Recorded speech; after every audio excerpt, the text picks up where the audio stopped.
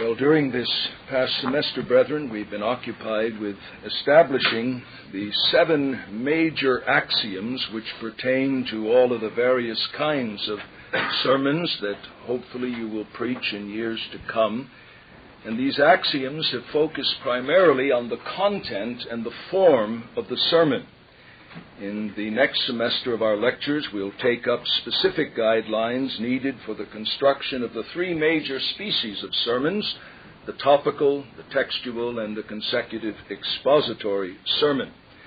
However, in this final lecture, intimating that next week I'm going to give you the full time to ask questions. We've had very little time for interaction, so all the questions you've got, write them down and come prepared to use the time that way next week. But so this, in our final lecture, I want to take up a subject that must be addressed as we make the transition from the 7 general axioms to the specific guidelines. And the subject that we're going to take up in this transition is: how much should I write at the level of my specific preparation for my pulpit ministry? How much should I write at the level of my specific preparation for my pulpit ministry? Now, when we come to discuss the act of preaching itself, we'll have occasion to consider the place of our paper in the pulpit. But that's not what's under discussion today. Not the place of paper in the pulpit, but the place of pen and paper at the level of preparation. And those are 2 separate things. Just as surely as our preparation is separate from the act of preaching, so the place of paper in preparation is distinct from the place of paper in the pulpit, though obviously there may be some overlapping.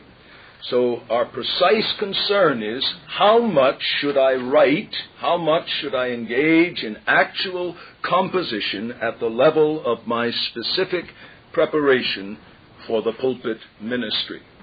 Now, in addressing ourselves to this question, it's quite obvious that we will have little, if anything, in the way of explicit scriptural testimony to guide us in our judgment. However, there is sufficient in the way of implicit, indirect, and inferential testimony to address the subject in a biblical framework. So in order to set this much debated subject in a biblical framework, as we take up the question to write or not to write, that is the question, let me set before you with that little bit of butchered Shakespeare leading the way 4 principles from the Word of God that do shed light and exert pressure upon this vexed question. First, the mandate of maximum edification. The mandate of maximum edification. We have had occasion to refer to these verses again and again, and you will hear more of them in days to come. 1 Corinthians 14:12 and 26b. So also you, since you are zealous of spiritual gifts, seek that you may abound unto the edifying of the church. Paul is concerned that in all of the discussion about spiritual gifts, he should keep before the minds of these Corinthian believers that they are to have a sanctified passion to abound unto the edification of the church. Not to abound unto their own good feelings, unto their own convenience, but abound unto mutual edification. And likewise, he repeats that same directive in the end of verse 26, let all things be done unto edifying or unto building up. So in deciding this issue for ourselves, not for our brethren, but for ourselves, we must not permit our practice to be guided primarily by our native inclination, by our previous practice, by personal convenience, or by the contemporary consensus of our peers. Native inclination must not guide our decision with regard to this question. Some of you feel much more comfortable in your preparation with pen and paper before you. Some of you don't feel too comfortable. Some of you have a native inclination to compose. Some of you have a native disinclination. But that must not guide you. The mandate of maximum edification. What will result in my greatest usefulness to the people of God? That must guide me. So not native inclination, not previous practice, personal convenience, contemporary consensus, but maximum edification of the people of God. That is my duty, to take whatever course results in conformity to that mandate. But then, secondly, there is the mandate of maximum accuracy. The mandate of maximum accuracy. And here the key text is 2 Timothy 2 and verse 15. 2 Timothy 2 and verse 15. Give diligence to present yourself approved unto God, a workman that needs not to be ashamed, handling aright, or cutting a straight course, or holding a straight course in the word of truth. Now that verb spudazo that is there in the imperative is used in its aorist imperative form in chapter 4 and verse 9, give diligence to come shortly unto me. And in verse 21, give diligence to come before winter.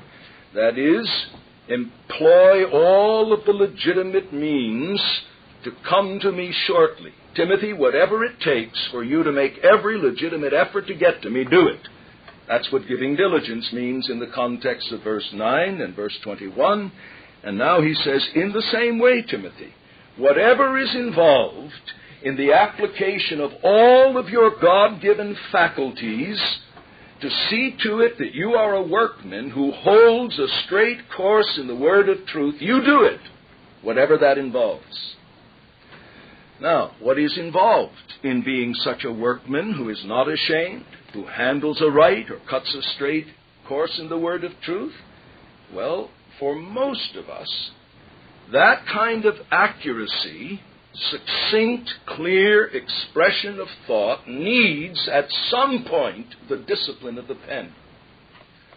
Most of us are so constituted that without the discipline of the pen, we will not produce our most accurate and succinct expressions of thought. Most of us are so constituted that without the discipline of the pen, we will not produce our most accurate and succinct expressions of thought. For most of us, the old saying is true. Reading makes a full man, speaking a ready man, writing a correct man. Reading, a full man. Speaking, a ready man. Writing, a correct man. So as you personally wrestle with this question, O Lord, how much should I put pen to paper at the level of preparation? Not only must you feel the downward pressure of the mandate of maximum edification, but the mandate of maximum accuracy. Do your utmost. Give diligence to be a workman who needs not to be ashamed, holding a straight course in the word of truth. And if accuracy and clarity demand the discipline of the pen, no matter how much my flesh recoils against it, I must submit myself to that discipline. For most of us, reading does make a full man, speaking a ready man, but only writing a correct man. Then the third biblical principle is the mandate for manifest personal progress. The mandate for manifest personal progress. 1 Timothy 4, 12 to 15. You'll remember that after laying upon Timothy many and varied official, ministerial responsibilities as an apostolic representative, Paul then turns to Timothy himself in chapter 4 and verse 12 and says to him, let no man despise your youth, but be an example to them that believe in word, in manner of life, in love, in faith, in purity, till I come Give heed, pay close attention to reading. To the public reading of the Scriptures is probably the reference, to exhortation, to teaching. Do not neglect the gift that is in you, which was given you by prophecy with the laying on of the hands of the presbytery. Be diligent in these things. Give yourself wholly to them, in order that your progress may be manifest unto all. Timothy was to have as one of his motives to ministerial faithfulness his own manifest progress before those to whom he ministered. It is not wrong for a minister, particularly a young minister, to desire the approbation of his stated hearers that he's making progress in grace and in gifts. If it's wrong, then Paul was encouraging a wrong motive in Timothy. And there I would let the case rest. The mandate for manifest ministerial progress. Now, this progress not only includes progress in graces and in general godliness, but in the gifts of public ministry. And that's the emphasis of the context. Till I come, give heed to the reading, to exhortation, to teaching, public ministry. Do not neglect the gift that is in you. And there the reference is obvious. It's obviously to the matter of his gifts of public utterance. Though given in an unusual way by prophecy, it is nonetheless his personal responsibility to stir it up, not simply to maintain its present level, but that progress in the exercise of that gift will be manifest not just to a few, but it'll be so patent that it will be manifested unto all. The most discerning and the least discerning will have to confess when I return, Timothy, and I say, hasn't Timothy had a good ministry among you? That all of them, from the least mature to the most mature, will say, Paul, you ain't heard nothing yet. Since you left us, he has developed in his ability to open up the Word of God, to make it clear, to make it come home to our consciences, to make it stand out in bold relief in our minds. That's what he was saying. Timothy, till I come, you do this, and do it in such a way that your progress will be evident unto all. The clear indication being that when I come and start interacting with the people, I'll have a readout of that patent growth in manifest or in progress in your gift. So that's a mandate that must exert its pressure upon us when we're wrestling with the question to write or not to write, and how much to write at the level of preparation. Then there is a fourth mandate, a fourth biblical principle, which ought to exert its pressure upon us, and it's what I call the mandate of spiritual freedom. The mandate of spiritual freedom. And the text is 1 Thessalonians 5 and verse 19. In these various exhortations Paul is bringing toward the close of this epistle, he says, do not quench the spirit, do not despise prophesyings, prove all things, hold fast that which is good, abstain from every form of evil.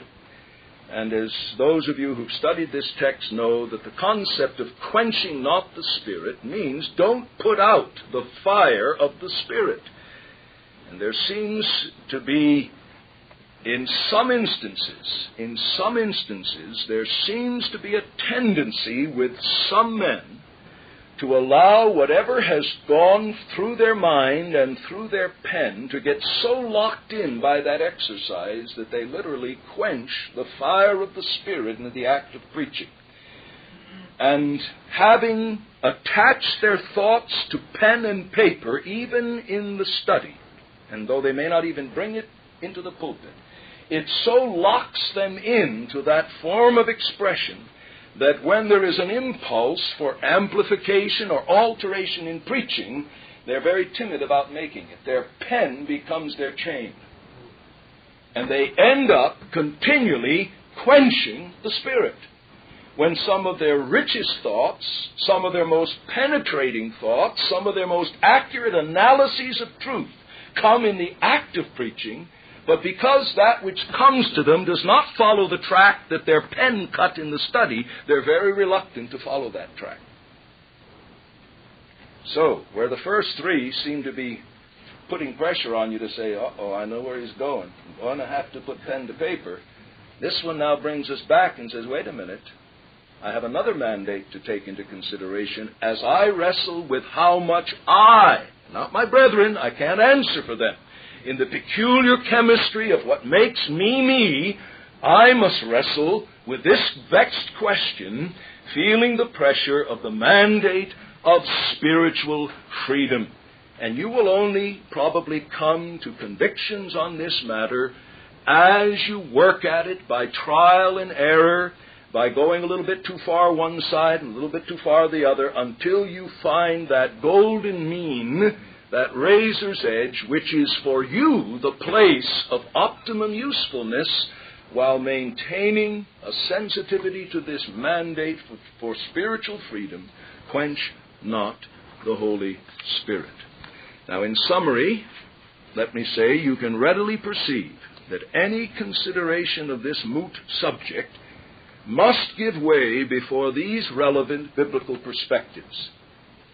These are the crucial biblical perspectives that must continually walk before us as we try to find our path in terms of how much shall I put pen to paper at the level of preparation.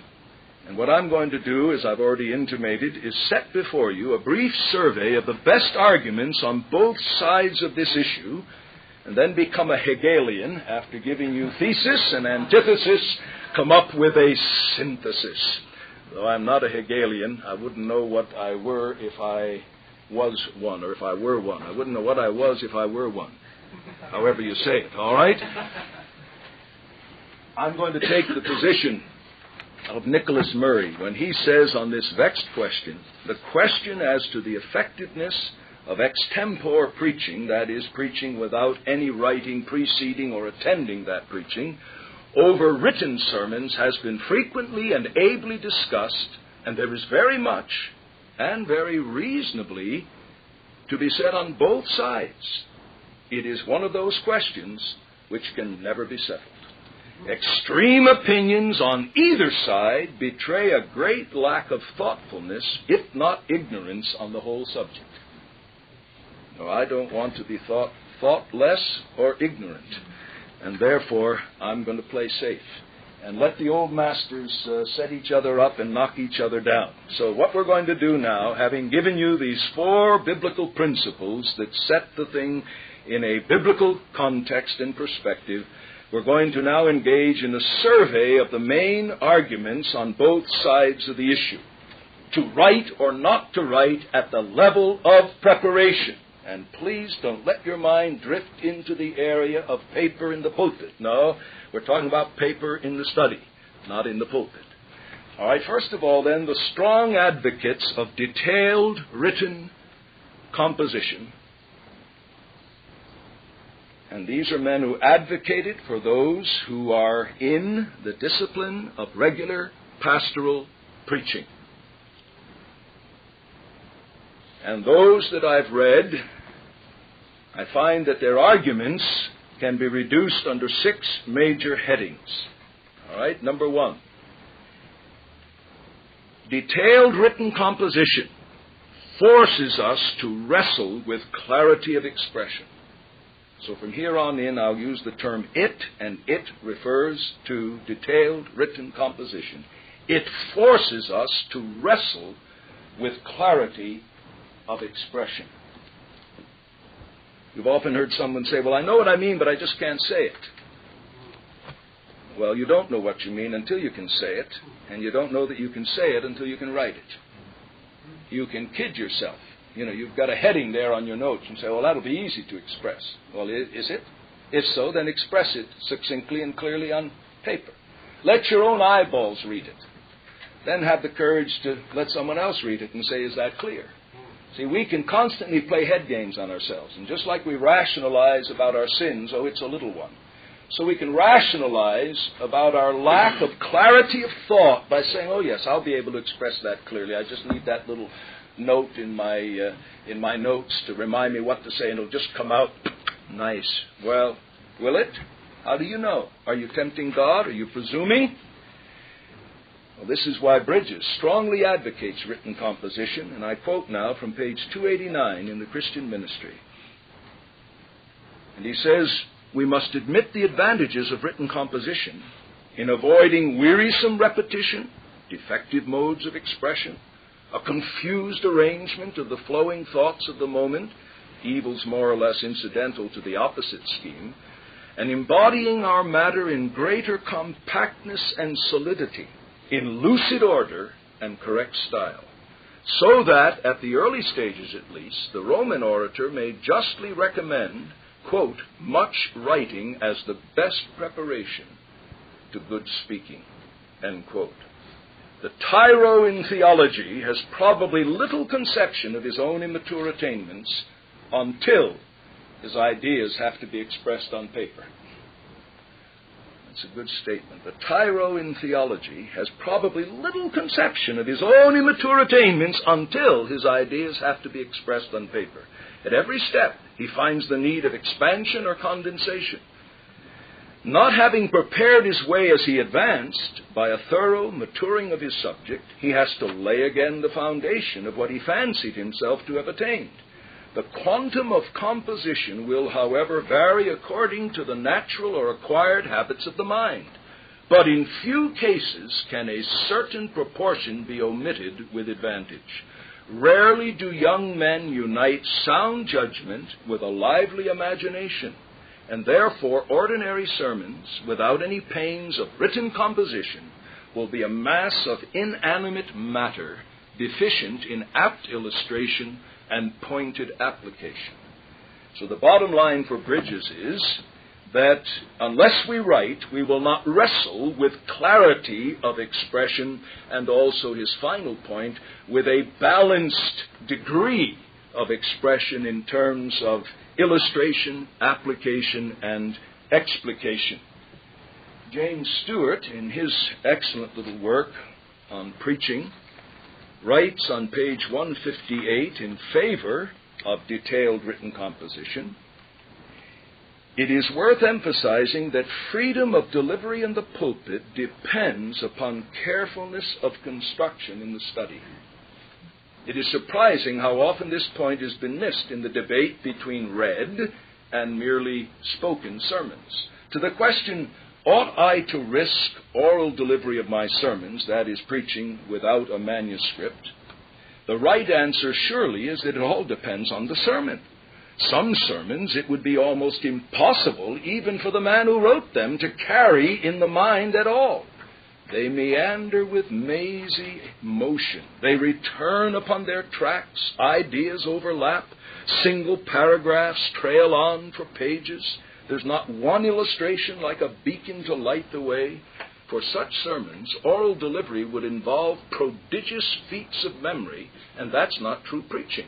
On the other hand, it should be quite possible for the preacher, without the stiltedness of mechanized memorizing, to get a sure grip and clear conspectus of his own sermon, provided that certain conditions have been observed in the writing of it.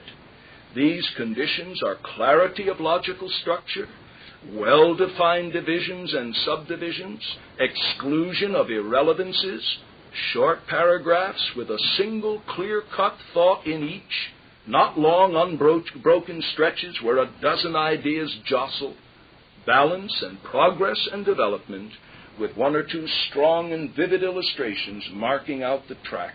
The point is that freedom of delivery will tend to vary in direct proportion to accuracy of construction. And his point is, you will have no real test for accuracy of construction unless you force yourself to write. So there's argument number one of those who strongly advocate detailed written composition in the study. It forces us to wrestle with clarity of expression. And brethren, I may say from many years of experience to this day, I may wrestle as long sometimes as a half an hour in my opening sentence of a sermon. And write and rewrite and cross out and chuck away and take up another sheet and continue. To me, that's the most difficult thing, getting into it in a judicious way. And it's labor. And you think well, I know how, and then you say, well, let me put it down. Then you look at it and say, no, that doesn't do it, and that doesn't do it. And you face the reality of your own lack of clarity when it's staring up at you from your own pen and paper. Then secondly, the strong advocates say, it forces us to cut off the fat of empty verbiage or wordiness. It forces us to cut off the fat of empty verbiage or wordiness. Now here again, listen to Bridges on the bottom of page 289. The excursive preacher, the one who tends to go down every lovely little trail as he's making his way through the woods, needs the use of his pen to restrain himself within the limits of an accurate and connected plan, without which digressive and unconnected matter would probably form the main substance of his discourses. The fluent, unfurnished preacher, without this resource to fill his shadowy mechanism, will be wordy, declamatory, unsubstantial, and uninteresting. So he says, if you got the gift of gab, take it into the pulpit without the discipline of the pen, and these 4 words will describe you: declamatory, unsubstantial, uninteresting, and wordy. Indeed, the gift of fluency without furniture or application is rather a misfortune than a desirable qualification. That's pretty strong language, but I think he's right. The gift of fluency without furniture or application is rather a misfortune than a desirable qualification. Besides the personal danger of neglecting intellectual improvement, it digresses from our proper subject at times of embarrassment to irrelevant or more agreeable points. Thus, some have been spoiled from want of the book, and that's the old term they use for writing out and doing detailed composition at the level of preparation, as well as others who have been fettered by the use of it. So the point that Bridges is making is we must be forced to cut off the fat of empty verbiage, wordiness, unnecessary digressions, etc. And here, the poem on page 292, though some of it fits with the matter of the act of preaching, it's in Gibbon's Christian Minister, and Bridges has recorded this, and it's very interesting that Nicholas Murray closes his chapter on dealing with the composition of sermons by quoting this poem as well. Should you, my friend, the important question ask, with or without my papers shall I preach? And I would change it to with or without my papers shall I prepare, though we break up the rhyme.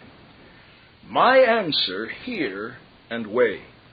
Your sermons write from end to end, and every thought invest with full expression, such as best may suit its nature and its use, and then pronounce as much as your remembrance can retain. Rather read every sentence word for word than wander in desultory, which means disconnected strain, a chaos dark, irregular, and wild, where the same thought and language oft revolves and re-revolves to tire sagacious minds, however loud the momentary praise of ignorance and empty fervors charmed. But never do your notes be so enslaved as to repress some instantaneous thought that may, like lightning, dart upon the soul and blaze in strength and majesty divine. As he concludes, remember the mandate for spiritual freedom. But he says, for the most part, far better have a man read every word than just run off at the mouth in the name of preaching. And so Bridges would also argue that it not only forces us to wrestle with clarity of expression, it forces us to wrestle with economy of expression, cutting off the fat of empty verbiage or wordiness. Then thirdly, the advocates of detailed written composition tell us that it forces us to wrestle with the difficult aspects of the rhetorical art. It forces us to wrestle with the difficult aspects of the rhetorical art. of which preaching is a form. It is much more than a rhetorical art, but it is that. And what are some of the difficult aspects of rhetorical art? Pungent statements, statements that stick like barbed arrows. Clear transitions, so that the eyes of the mind are eased from one scene to another. They are not still looking at scene A while you're describing scene B. That, to me, is one of the most frustrating things in preaching. I'm trying to give myself with attention to the preacher, and he's describing scene A, and he's 4, 5, 7 sentences into describing scene B before he took the eyes of my mind and said, my friend, we're now moving along in the picture gallery. We now come to scene B. That's a difficult part in the rhetorical art. Not only pungent statements that stick, but clear transitions. Then the whole matter of style, completeness of thought. These are some of the difficult aspects of the rhetorical art. And those who advocate detailed written composition argue that we will simply not wrestle with and master these difficult aspects of the rhetorical art unless we put pen to paper in great detail at the level of preparation. Let me give you Broadus as a sample of those who argue in this way. On page 439, Broadus says, still further, writing serves to secure in several respects greater excellence of style. As a general thing, unwritten speech cannot equal that which is written in grammatical correctness, in precision, conciseness, smoothness, and rhetorical finish. These are highly important properties of style, and particularly with respect to the demands of some congregations, occasions, or subjects. Thus, if one is discussing a controverted point of doctrine in the presence of persons already disposed to misunderstand or misrepresent him, it is even more than usually desirable that his language should be precise and unmistakable. So he argues that in the whole matter of style, which means the proper blending of the various aspects of the rhetorical art, the discipline of writing is what is necessary to take us along that path. Then, fourthly, the advocates of detailed written composition argue, it aids in the fixation of the mind in the very act of preparation. It aids in the fixation of the mind in the very act of preparation. Now, the maintenance of spiritual concentration is always a difficult thing in and of itself because of the reality of Romans 7. When I would do good, evil is present with me. And perhaps you will never feel more powerfully the effects of remaining sin upon your mental faculties than when you are seeking to exercise those faculties with regard to the declaration of that grand instrument of tearing down the kingdom of darkness, God's truth. So if we can expect remaining sin to be most active the nearer we get to the center of those issues which attack the kingdom of darkness, then you can see what the desk of preparation is going to be in terms of conflict with remaining corruption. And those who advocate detailed written composition say that it's a fact of observation. Can't prove it from Scripture, but it's a fact of observation that the discipline of taking pen and paper generally greatly assists in the fixation of the mind upon the subject that is before us. And here Broadus, of the various men that I've written, gives, I think, the clearest expression of this when he writes on page 439, writing greatly assists the work of preparation by rendering it easier to fix the mind upon the subject. Mental application is facilitated by any appropriate bodily action. And men who do not write often find it necessary to walk the floor, or in general to assume some constrained posture, or perform some regularly recurring act. He has a footnote. It was the habit of Schleiermacher to lean out of a window for hours while composing his sermons. Now, a man who is one of the most able preachers in our generation, who can preach for 70, 75 minutes without a note in front of him, I happen to know that he composed many of his sermons when he was in the pastorate, walking through his quiet, as our British friends would say, garden. And when he was here preaching with us, paced up and down in the nursery for a few minutes. Well, whatever it is, whatever physical exercise or posture helps in the fixation of the mind, then you ought to employ it.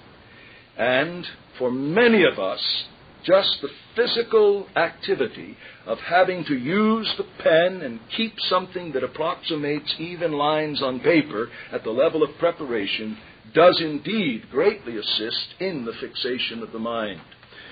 All right, fifthly, the strong advocates of detailed written composition argue that it lays a foundation for future extended usefulness in the form of printed discourse.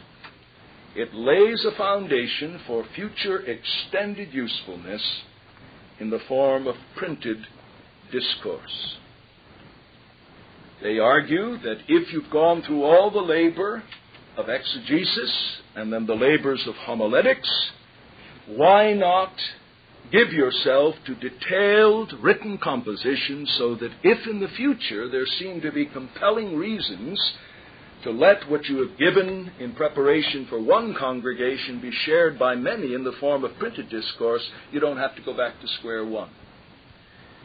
Now, in the kind providence of God, when I called Pastor Bob this morning and I said, in the light of the fact that we know next fall you're going to unload on the men, that from here on in, Turabian's Manual of Style is going to be Lord of composition around here. He said, oh, brother, he said, I've already unloaded on them yesterday. I said, well, I'll try to clinch the nail this morning. I didn't even know that he did that, but he told me when I called him early this morning.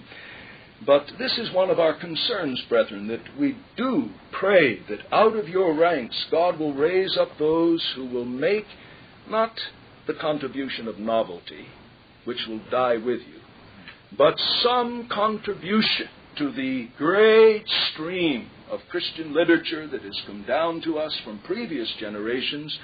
Surely it's not presumptuous for us to believe that from men whom God has been pleased to give sound, balanced theological training on the front end of their lives would come some who would enrich that stream. And who knows? Who knows? Some of you may enrich that stream.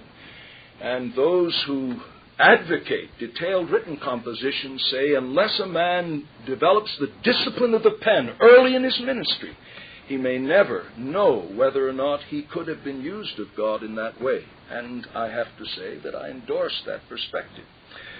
Then they set forth a sixth argument. I should say I set forth the sixth one. This one's mine.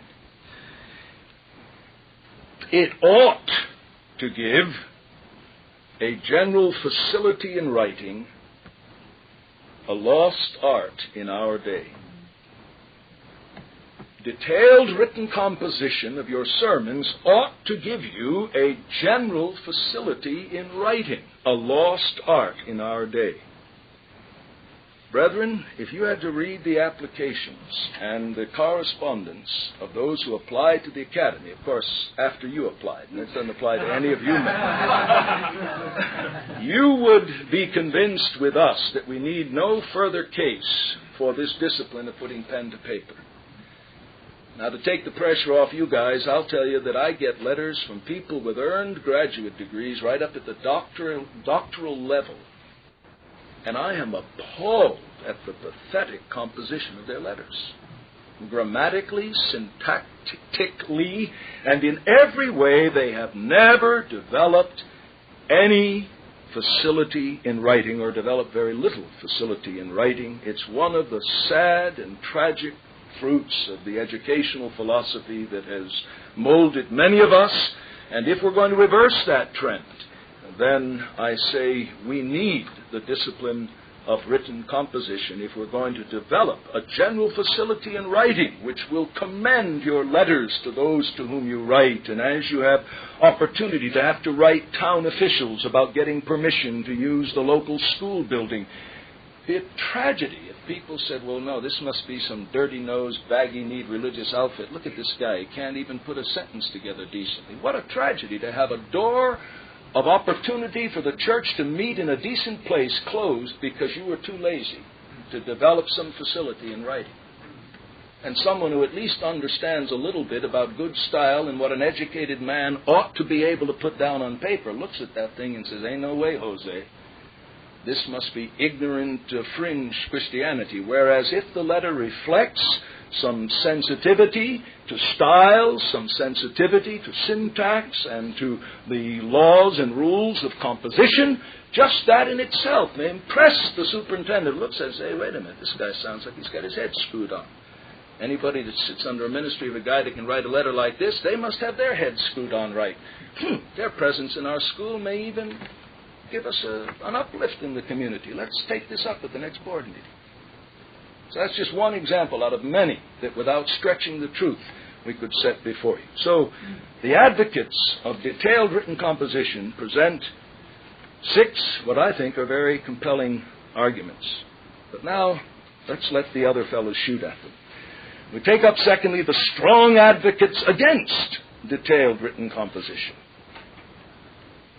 Remember now, we're talking about written composition as a discipline of preparation for the pulpit, not the question, how much paper in the pulpit. And here's the way they argue. Number 1, it, that is, detailed written composition in the study, it hinders the free flow of mind and of tongue. It hinders the free flow of mind and of tongue. And here Broadus states the argument from that camp on page 441 as follows. 441, yes, here we are. If writing aids in thinking, it is apt to render one largely dependent on such assistance. Especially objectionable is the fact that this practice accustoms the preacher to think connectedly only as fast as he can write, when it is more natural and more convenient that a man should think as fast as he can talk.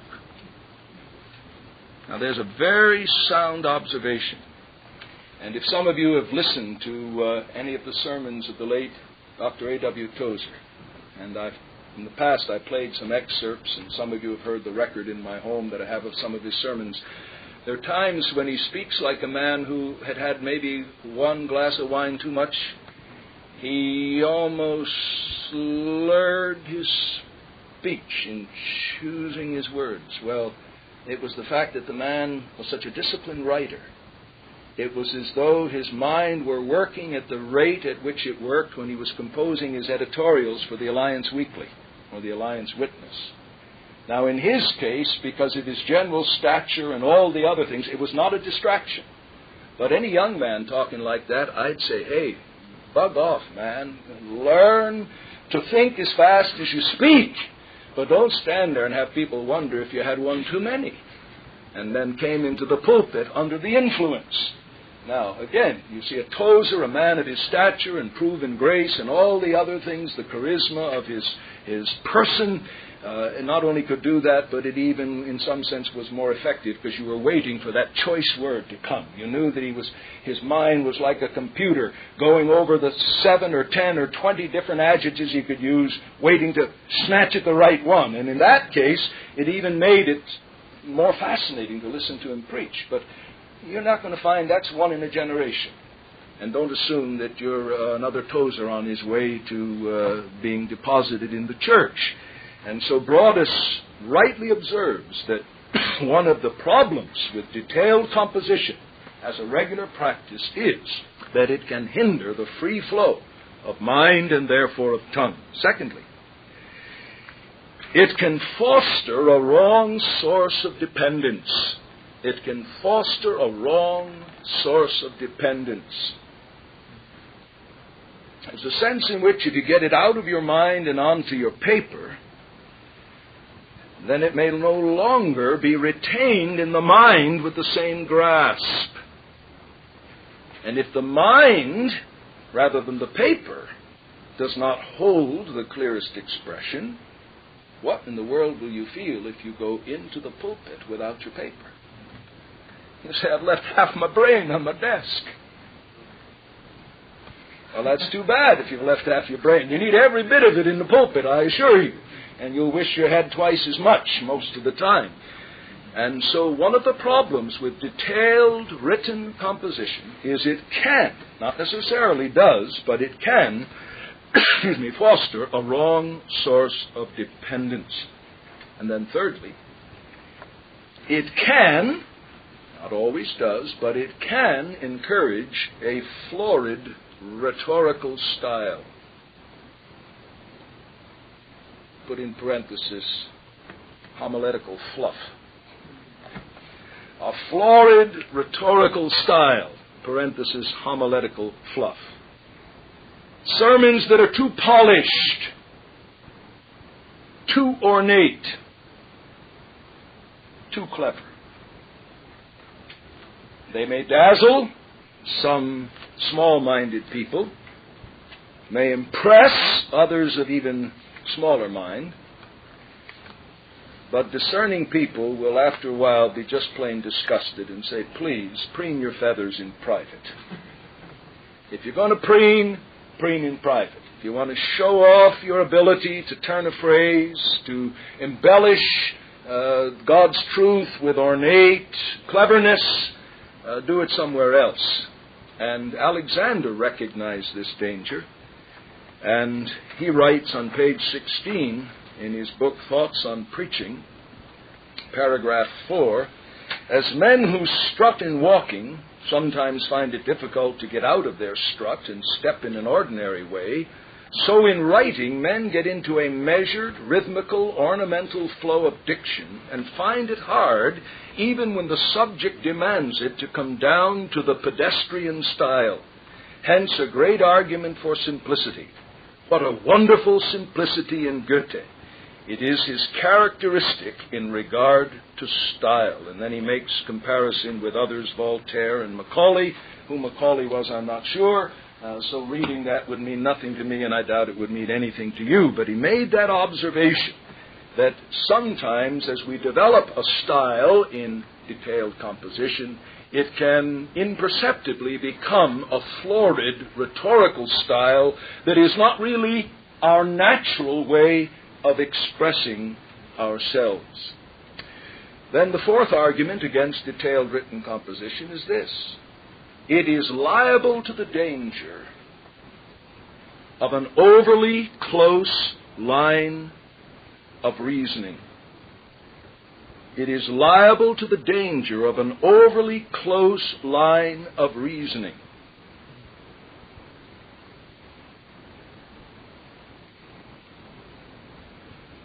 When one is engaged in detailed written composition and can see the various components of a chain of reason hung together with words in the light of this and whereas and therefore, it's sort of like reading some of Paul's dense argumentation in the book of Romans. When you've got the two paragraphs in front of you and can meditate upon them and go back over and say, now wait, for what was the connective and what was the connective there? When it's there in written composition before you, you can see the logical umbilical cord that runs through it.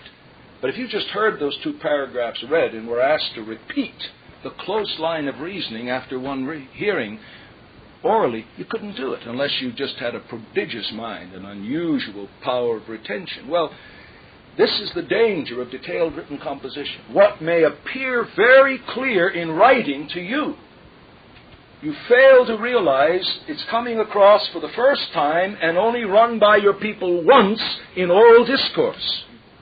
And they may lose, in sentence 4 or 5, the connection with the previous thought. And you will not as quickly discern that, because to you, as you wrote it and as you could see it, and your eye was taking, as it were, the whole page as you wrote the last line on the page, you can forget that written discourse and oral discourse in many ways are two different universes. And that's why, for the most part, effective oral discourse is atrocious literature when transcribed word for word. All right? So there's one of the dangers. It is liable, that is, detailed written composition in the study, it is liable to the danger of an overly close line of reasoning and argumentation to develop in your pulpit style, and you just won't catch on as quickly because your paper is very clear to your eyeballs, but your sermon, when preached, is not lucid to your people. All right, fifth argument against detailed written composition. It can be deceptive as to real substance. It can be deceptive as to real substance. You see, verbal rambling goes off into the wind to join its like substance. Wind.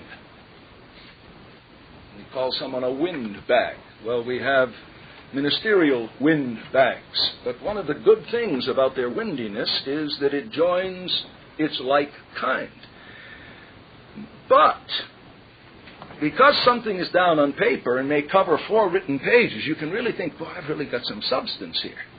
When it made nothing but wind converted into orthography on a page. Wind it was when it was in your head. Wind it still is, though it's somewhat materialized on your paper in front of you. Whether rambling books are substantial simply because they are books, I leave for you to decide. A rambling discourse is a rambling discourse. And if it is merely spoken, then sometimes you're more quick to grasp the fact that indeed there has been no real substance, whereas you can comfort yourself, boy, I must really have substance in the sermon this week. I've got 4, 5, 6 pages that I've written out in longhand. And again, Broadus recognized this as a teacher of preachers and as an able preacher himself. And so on page 441 and 442, he says, if writing compels the preacher to go over the ground more completely, it is not always done more thoroughly. The thinking is more extensive, but it may be less intensive. Being obliged to run over the surface everywhere, the preacher may go beneath the surface nowhere. If many sermons are spoken with very superficial preparation, so with very superficial preparation are many sermons written. There's an immense amount of strictly extemporaneous writing. People are apt to think that what is written and read must have been carefully prepared, but they are often gravely mistaken. A highly popular preacher once said, of course half as a jest, that he was so frequently compelled to get up his sermons hastily as to make it indispensable that he should write in order to give them at least the appearance of careful preparation. You see what he was saying? He was acknowledging you could have fluff on paper as much as fluff simply in extemporaneous speech. And we don't want to deceive ourselves, brethren, that pages full of ink mean that there are pages full of clear, lucid statements of divine truth, or that we have pages expressive of careful, concentrated mental endeavor. Then sixth, it can, detailed written composition, it can cause an injudicious use of time. It can cause an injudicious use of time. The person who is committed to writing out in detailed composition all of his sermonic exercises in the study, regardless of what he may carry into the pulpit with him, may run the danger of being a poor steward of time. And here again, Broadus addresses this problem on page 442. Akin to this last is the disadvantage of consuming so much time in the merely mechanical effort of writing, time which might often be more profitably spent upon the thoughts of the discourse or upon the preacher's general improvement. And so we have to be stewards of the time, buying up the opportunity and those who say beware of consuming too much time in written composition would remind us of this fact. Now, not to tip the scales, but only because I believe it's a valid argument. Number 7, and finally, it sets too rigid a framework within which to work or preach or teach, so I use the word work, within which to work with true freedom. It sets too rigid a framework within which to work with true freedom. Here again, Broadus, having surveyed the art of preaching and listened to preachers and worked in the cultivation of the preaching gift in many men, writes on this very point, this method, that is, writing out the discourse in detailed composition, deprives the preacher's thinking of the benefit of that mental quickening which is produced by the presence of the congregation.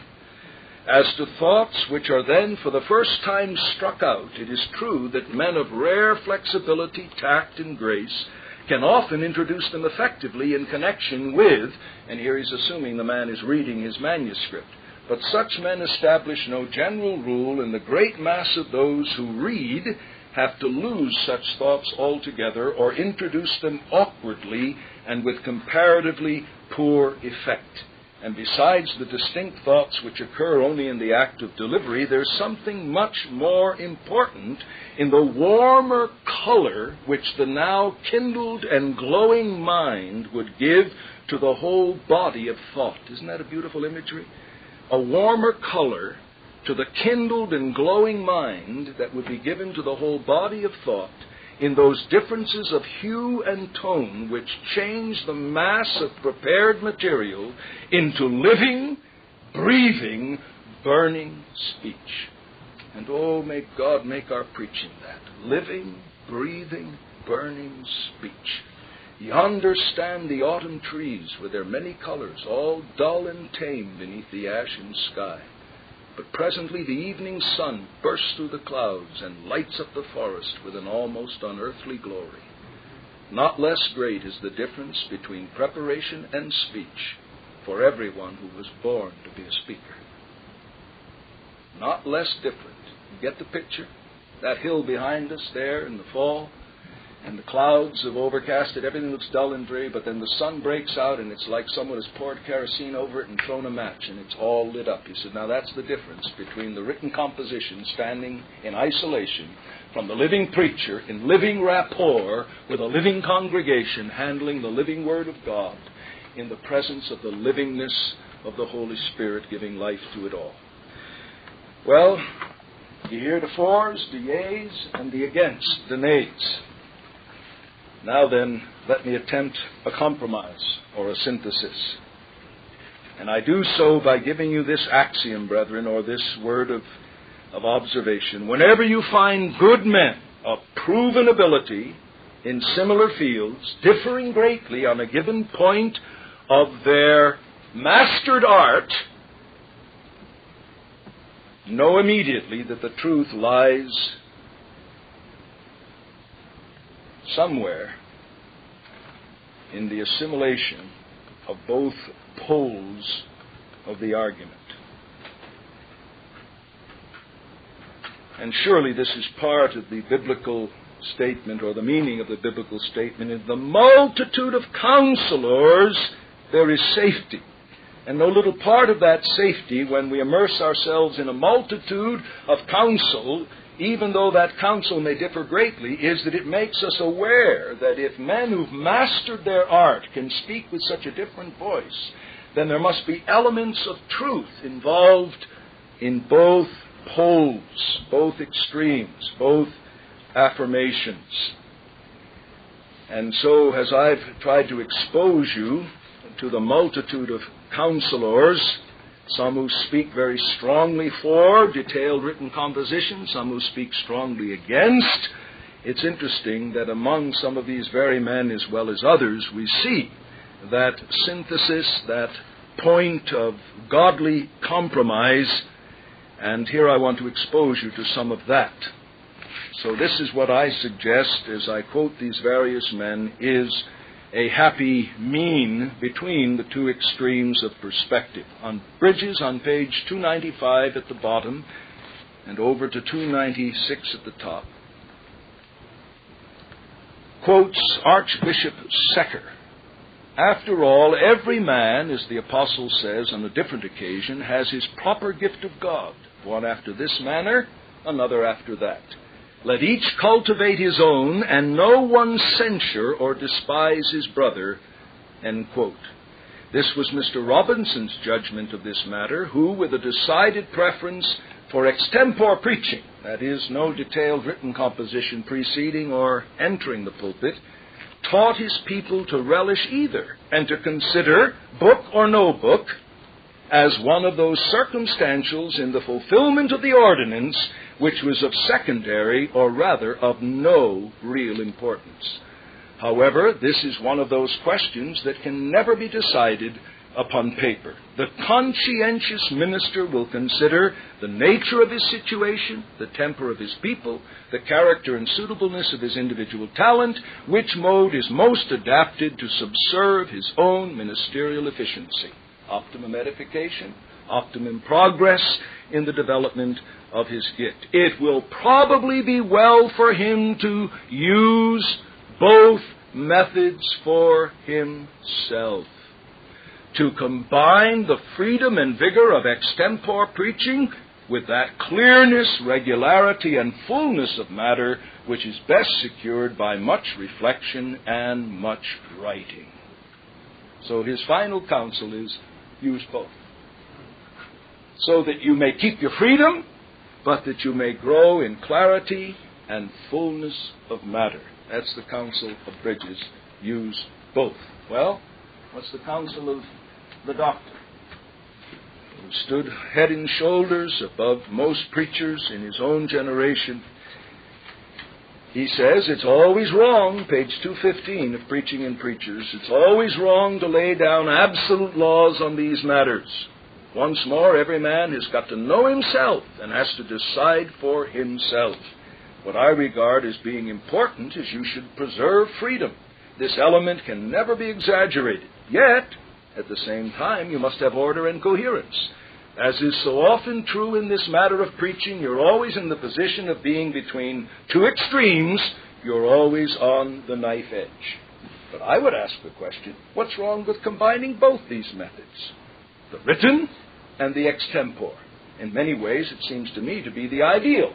And then he tells his own experience. In the first 10 years of his ministry, he wrote out one sermon in full, word for word, every week, and preached the second one only, as I understand, from sketchy notes.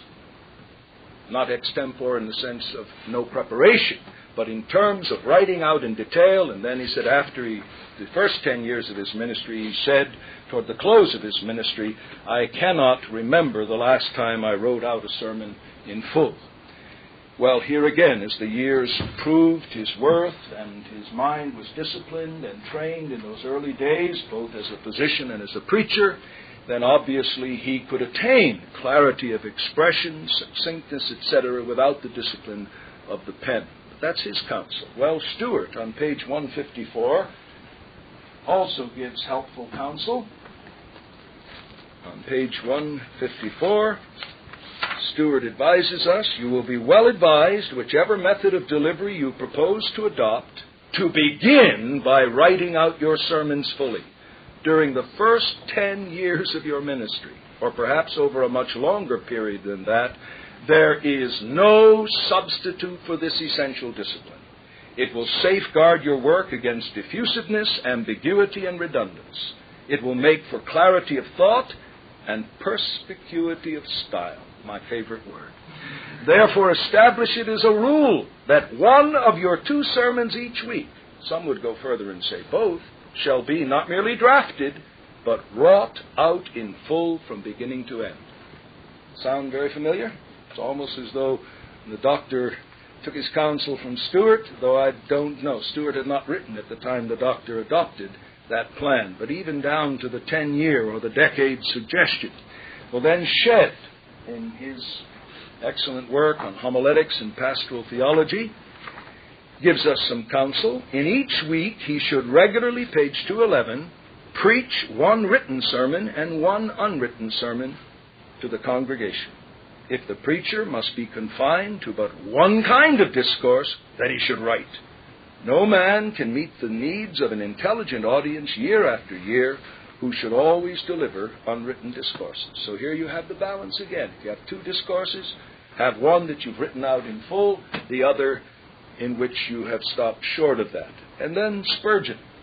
Now, if anybody would warn us against being bound and keeping our freedom, it certainly would be Spurgeon. And yet, listen to what he told the young men of his college. Page 141. Very strongly do I warn you against reading your sermons, but I recommend as a most healthy exercise and as a great aid toward attaining extemporizing power the frequent writing of them.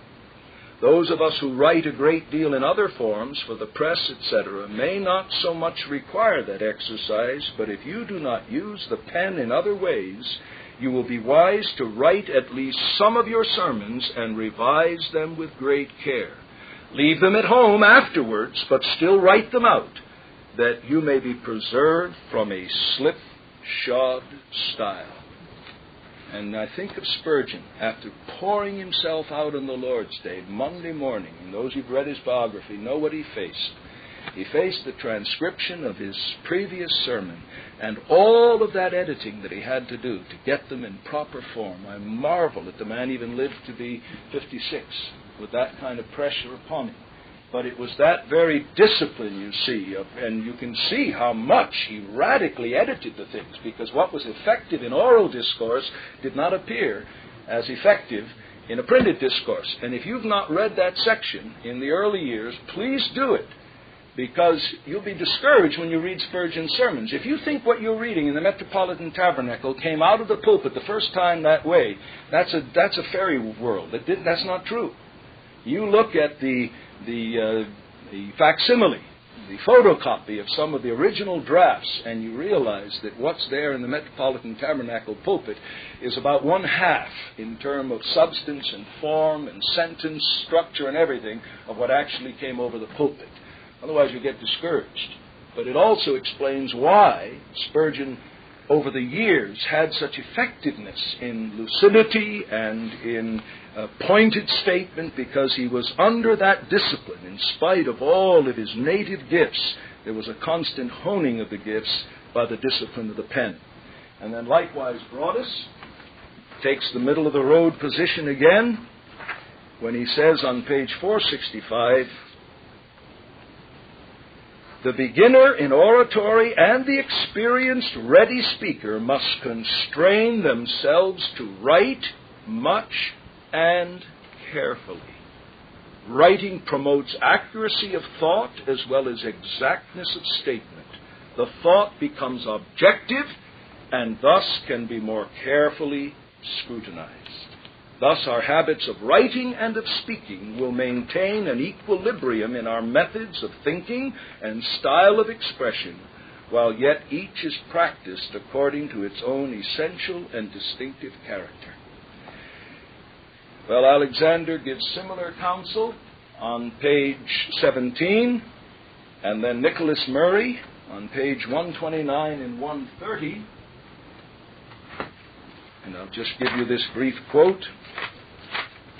In his book, Preachers and Preaching, on the whole, we lean strongly to the opinion that to write sermons carefully, to deliver them well with energy and unction, freely to use the thoughts that may suggest themselves in the delivery, is the best way of preaching to the same congregation for a lifetime. Then he says, missionaries, itinerants, evangelists who change their place of labor, they may work on another plan.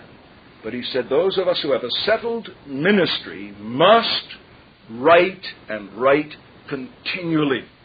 And then he quotes at the end of that chapter that same poem that is quoted by Bridges. Now, the specific factors that should regulate your own decision in this matter, and here perhaps we ought to just take a break. I didn't realize I'd gone so long, brethren. Let's take a little break and All right, brethren, let me just now conclude the lecture by trying to give you some specific factors that should regulate your own decisions in this matter of how much pen to put to paper and for how long.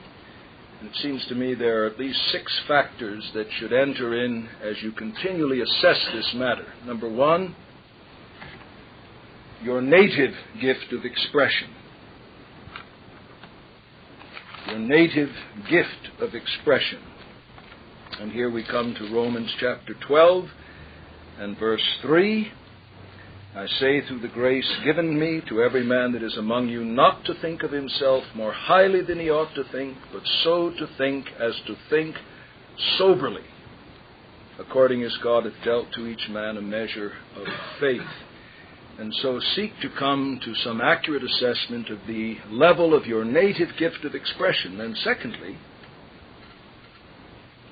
the measure of your cultivated gift of expression. Have you had in your past influences that have forced you to be disciplined in expressing your thoughts clearly, accurately, pungently? Some of us can look back and bless God for 1 or 2 teachers that came across our paths in our formative years and forced us to wrestle with certain fundamental grammatical distinctions. We forever thank God for them. Some of you haven't had that benefit. Some of us have had disciplines that have forced us and continue to force us to cultivate a gift of expression. For example, in my own situation, having to dictate so many letters, knowing that I'm not even going to proofread them. It forces me continually.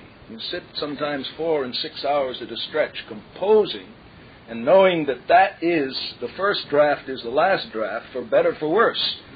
And the sheer volume precludes a second edition. Now, we don't do that with letters that go out from the eldership on official matters. Sometimes those letters undergo literally 20, 30 hours, man-hours of scrutiny. May only be, if one went out a week ago, there was just 1 page. But I figured up it was somewhere between, I think, 18 and 20 hours, man-hours, went into the composition of that one letter. But now, of course, you can't do that. If you wait to write the perfect letter or preach the perfect sermon, you'll never do anything. But some of you may have certain disciplines that will force you to continually cultivate clarity, poignancy, and pointedness of expression, etc. All right? But constantly assess that. Native gift of expression, the cultivated gift of expression. Thirdly, your own peculiar practical dangers. What are your peculiar practical dangers? In the light of the dangers of not writing and the dangers of writing, go back through that material as you're settling into your own ministry and ask yourself, all right, which of those dangers am I more exposed to? And in the light of them, do I need more of the discipline of the pen to avoid the dangers? Or do I need less for a while in order to avoid the dangers on the other hand? All right? Number 4, honestly and accurately assess your opportunities for ministry. Honestly and accurately assess your opportunities for ministry. Your opportunities may be such that if you do not write out in full at least 1 sermon a week, it will be an indication of laziness. On the other hand, God may thrust you into a situation where to write out a sermon in full, not simply to write out in full your introduction, your transitions, your conclusion, some discipline of complete and thorough composition, might be the squandering of time that could be better spent preparing for another God-given opportunity that God has set before you. So you have to assess that all along the way. Now, on the threshold of your ministry, most of you will be faced with a situation that your opportunities will be such that there is no excuse for you not to write out at least 1 sermon per week. Most of you will be in a situation where your opportunities will be limited, and that very limitation can be a means of grace to cultivate good habits on the front end of your ministry. And then number 5, and this is somewhat akin to it, but it is a separate category, the present demands made upon you in the will of God. The present demands made upon you in the will of God. And those are never static. They vary, and you want to be sensitive to them. And then sixth, your age and experience. Your age and your experience.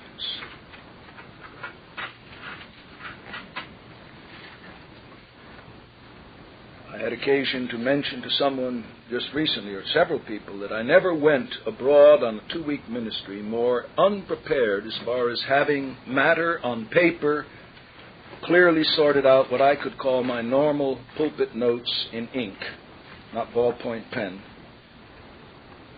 Yet, I said, my comfort is I'm not going into a strange situation. I'm not going as a neophyte. I'm not going in this condition because of laziness. Just the sheer weight of responsibilities and unexpected intrusions into time that was marked out.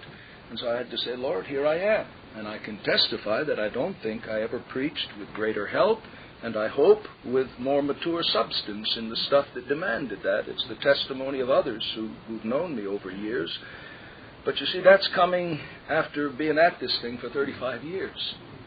And for me to have gone in that condition even 15 years ago would have been presumptuous. And so to keep my conscience from feeling false guilt, I had to sit down and go through some of these things myself in order to be able to get on the plane with a good conscience and face the various demands without guilt that somehow I had failed in preparing for these ministries. So these things are never static, and you have to continually wrestle with them, and you can't allow someone else to legislate for you. I hope you will listen to counsel, and if someone who's wise enough and experienced enough discerns in your ministry what appears to be the fruits of the lack of the discipline of the pen, that you listen to them when they tell you that and say, brother, I think you need to spend more time with pen and paper before you come into the pulpit.